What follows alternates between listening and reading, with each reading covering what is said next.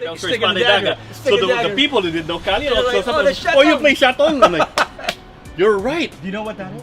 I showed you that. Maybe I've seen it. A small stick and a long stick. No, I don't want to use that. It's going to blow up. This is a hole. This is the hole. Right? That's home base to him. It's home base. The way you get points for it is the further this stick, the small one goes, you measure to get points. So this is a part to, he'll try to hit as far as we can. Now we are going to be here. Go over there. And our job is to try to push it closest to the base so it doesn't get points. This is called SHATONG. And what that game does is teaches you attributes of coordination with a small stick, and you're doing the motion. Now think about this. Boom. And then you hit it across, exactly. right? Yeah. If I were to hit Guru Willie's foot, what's the initial action? If I hit low and I hit high. That's what happens. See, so there's already a martial application shown in these games. I Then like we have Sigay and we have TROMPO. TROMPO is a top game. That I know. A lot of our That games one, are very violent. yes, It's that about is, destruction of each other's toy. Yeah. So you would spin a top. It's made out of usually guava or wood and nail. Yeah. And you would do it, but you would spin that. And then I would try to throw my top and try to spike your top. Now, I learned how to fight with that. You know why? Because the rope is usually with a bottle cap. That's right. So the bottle cap backwards, because the crown faces you. So when I put it here, now I have a rope for a garrote. Yeah. So I can hit you and I can punch you with the bottle cap in there right. and wrap and strangle you and hit you, then pick up my top and stab Absolutely. you. That's right. Yeah. That only became violent after I learned Kali. As kids, we're just destroying each other's top. Patintero is where we would have lines, and it's filled with water usually, you know, just sectors. And everybody would, like, this is my line, there's a straight line.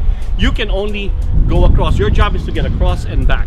Now, it's like football, except it's not. There's tag. Now, he can only run within the line. Within his, in other words, within my boundaries, right? yeah, you can run straight because there's a line here. Or if there's, so you can cut across here. Me, I'm stuck in the box. But you can tag. But you can run around me. But my job is to stop you where I touch you. Yes, right. What does that do? It teaches you sectoring, Yeah. footwork and maneuvering. That's awesome. But 360. Yeah. Because as you're doing There, that, there. because you don't do this one by one. It's usually 4-on-4, 5-on-5. So I'm trying to stop one person, but And then here you I gotta am. go- But wait, then you're always deceptive. So now we're teammates. You go left, I go right. So I'll bait you here. Now you get in.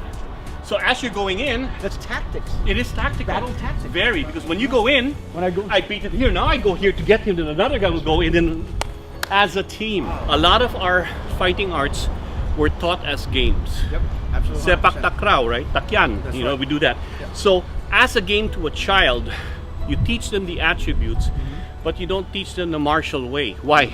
The child, number one, might be immature and get into fights. Number two, he might also get afraid.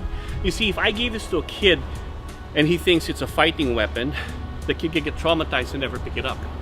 But if a kid picks it up as a toy, they get familiar with it, and then they learn the motions of the game, but they're actually fighting motions.